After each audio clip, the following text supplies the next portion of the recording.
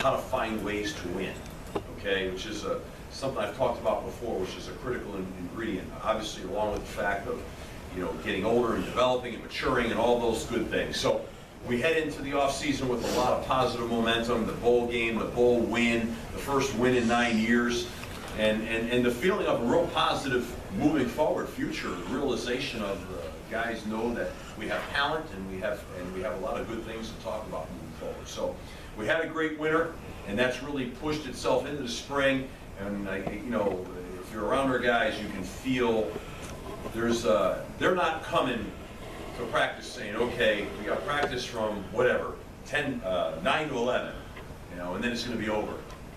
For these guys, they want to maximize every day, and that's a really cool deal. So it's been a lot of fun. They got off a spring break, got a little bit of break because they had a long, grueling winter of training, but they're energized and ready to go. And in fact, I think they're a little bummed out with this weather stuff, with the advent of possibly the bubble closing and maybe having a delay in a day. Who knows, right?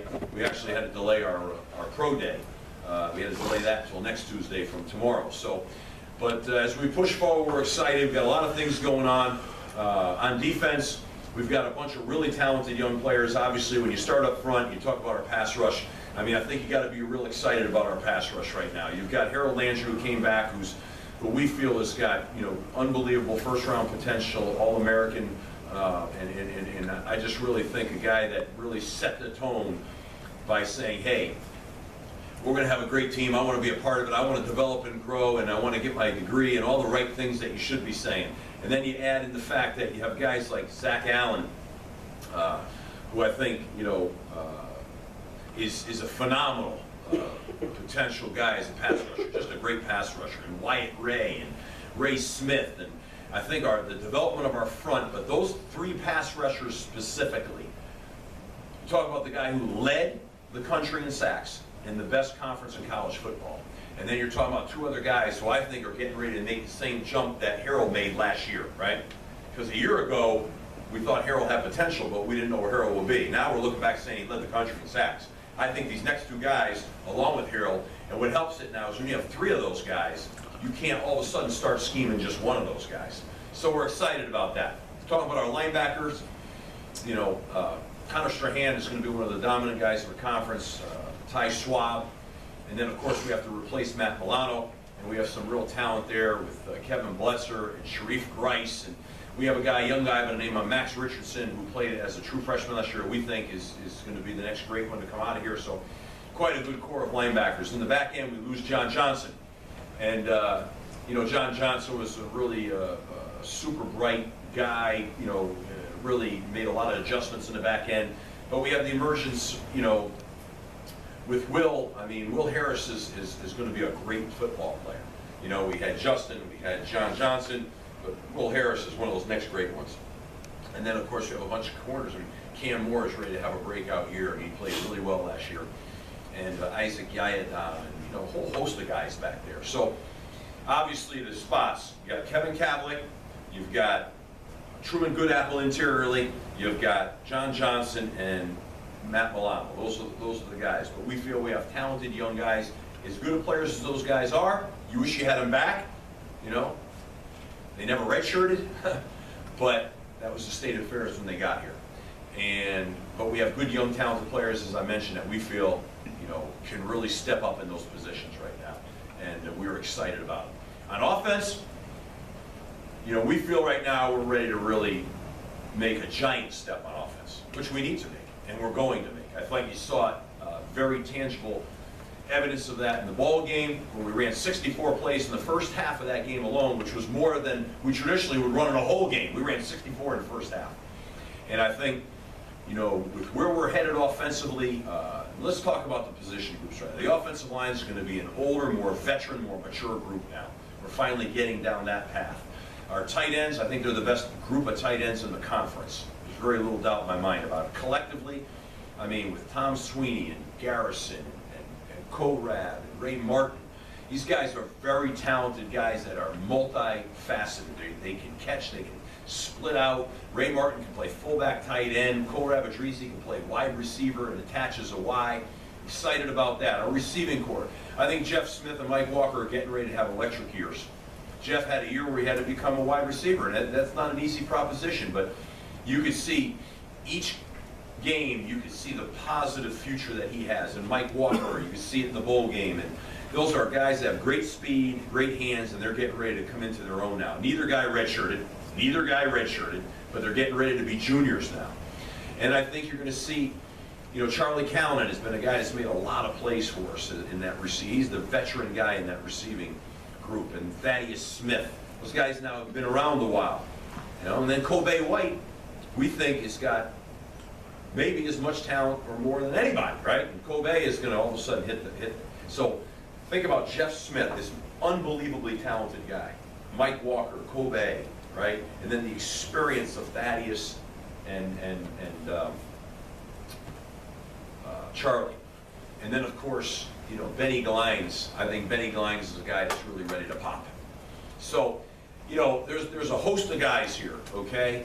In the running backs, John Hillman, I thought played his best game in the last game against Maryland. I thought we saw the old John Hillman again, and that was really exciting to see. Davon Jones came on and provided some real power in there. Rich Wilson, and then we all know that, you know, we have what we consider to be a hugely talented difference maker coming in here in AJ.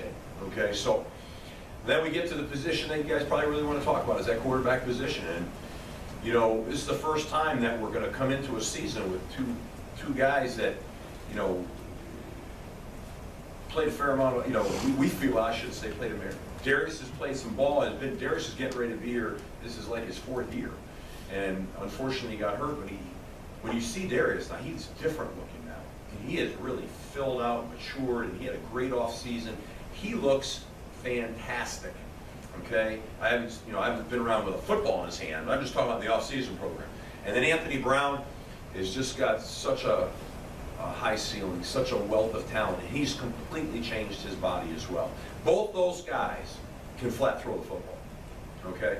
And they're very impressive looking physically right now. They don't look like young freshmen anymore, right? Even Anthony Brown, who's really just a redshirt freshman, he doesn't look like that right now, okay? And we're really excited about that future. And then, of course, John Fadul's been working real hard and has played a fair amount of football here. And then E.J. Perry is here as a freshman, right? And he's a talented guy. So, you know, we've got some weapons on offense. We're balanced on offense now. And we're excited about that. So our special teams, you know, Ricky Brown, you know, will be coaching the outside linebackers, the Sam linebackers, and will be coordinating the special teams. Make that actually formal announcement here right now. And Ricky's got a bunch of passion and energy and worked hand in hand with myself and with Al last year, and you know, in a off the field capacity. And you know, I can't wait. I think we're going to keep developing the special teams. Our coverage units, Mike has developed, and you know, and Colton is finally healthy.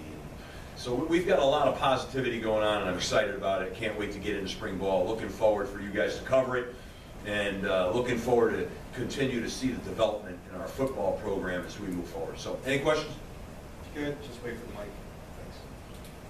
You touched on it real quick, but just obviously the defense is important. It's been important. Right? Yep. How confident are you in that core group of kind of returners and guys and things and the anchors on that defense with the sort of transition that you're going to have this year? Yeah, I feel very confident. I think the biggest thing that we have to develop is the depth interiorly on the defensive line in first and second down against the run, because Truman was such a big run stopper. I'd say that'll be the biggest challenge there. Obviously, we've got a lot of guys that played a lot of football in the back end, but we're losing, you know, a 3rd round, 4th round guy.